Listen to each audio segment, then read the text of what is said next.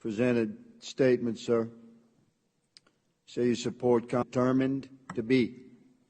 So by this legislation my colleagues are putting forth, my understanding of the letter of that law, which I 1,000% oppose, as would our founding fathers, the letter of that law says an anonymous tip from a citizen. So if this was law, Commissioner, would you confiscate, would you go to your neighbor's home and confiscate his legally owned weapons, a man that was not under criminal investigation nor under arrest?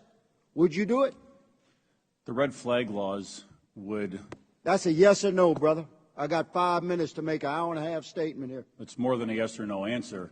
We'll move on then. If you cannot say yes, you would confiscate weapons from an American citizen that was subject to this law that my colleagues intend to push through this Congress, then you said in your statement that you would confiscate those weapons if an American was determined to be, your quote, a threat to themselves or others. According to that law, determined to be is defined by an anonymous tip that an American citizen, a threat to themselves or others. You're a police commissioner, a thin blue line brother, sworn to uphold the Constitution, and you're saying you'd see those weapons. I see that as a problem. I'm going to bring us back in time to World War II. America's population, 140 million.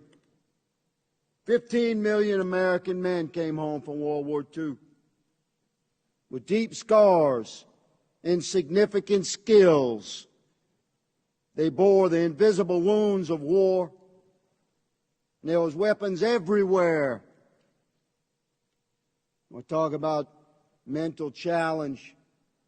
My father was one of those men who was a Navy pilot in World War II. He came back from the war and built his family. I'm the seventh of his 8 children. I was born in 1961. We had guns everywhere. There was virtually no regulation. Any child in the 50s could buy a weapon from any seller if Daddy sent them with the money. We didn't have mass shootings. It wasn't until 1968 in America that serial numbers were even required on weapons sold in this country. You order weapons through the Sears catalog by the mail. In the 70s, I attended a high school, large rural school. Virtually every vehicle in the parking lot was a pickup truck, and almost every one had a rifle or a shotgun on the back glass and a pistol under the seat.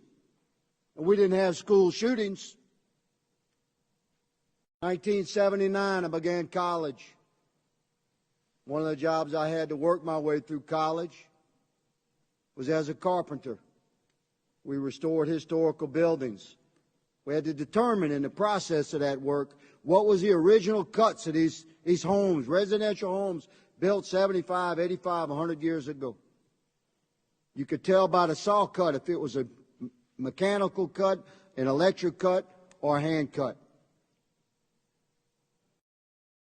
By such observations, we knew exactly how that house was originally built. And to my amazement as a young man, beginning college in Louisiana, working, to my amazement, you know what I discovered, Madam Chair? You know what these houses did not have that were built 100 years ago in cities in America? You know what they did not have, Commissioner? Locks. Locks. Now I ask you all, what happened to that country, man? A country where homes were built in cities with no locks. A country where guns were everywhere and virtually not regulated at all. Where millions of Americans, 14 million Americans came back. It's 11% of the population at the time after World War II with incredible skills of war and weapons of war, as you called them, everywhere. But we didn't have mass shootings. And here we sit today where an entire once proud Democratic Party is presenting unbelievably unconstitutional laws to press upon our nation, and we have a police commissioner that says he would go home to home and confiscate legally owned weapons if he got a tip. Madam Chair, I yield my speech, but I will not yield my opposition to these unconstitutional laws.